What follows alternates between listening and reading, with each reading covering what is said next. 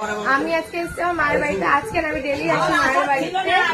আর এসছে হচ্ছে আমার দিদা। আজকে আমার দিদার দেখো কত বয়স হয়ে গেছে, উনি একা একা যাতায়াত করে, আবার নিজের বাগানের মানে নিজের গাছে ডালটা সবকিছু নিয়ে আসে। এই হচ্ছে আমার দিদা, এই হচ্ছে আমার দিদা। আর এই যে এসে ঘুমিয়ে পড়েছে।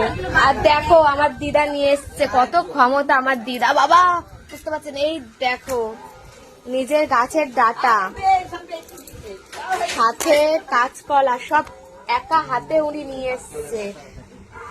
বাপ, দেখেছো? তোমরা পারবে? তোমাদের এত আছে এখনো ক্ষমতা? রয়েছে ফুল, অনেক কিছু রয়েছে, আমি এখন বার করতে পারছি না। বেগুন রয়েছে, নিজের গাছের এঁচড়, পেঁপে, আরো কি সব ডাটা, শাকসবজি, এত কিছু নিয়ে এসছে।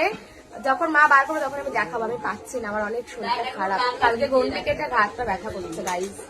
তো চলো, আমার দিদা এখন এসছে, দিদা বসো, দিদার সাথে গল্প করি। আর আমি এসছি মায়ের কাছে খেতে। এই যে আমার দিদা, চলো কথা হবে। হ্যাঁ।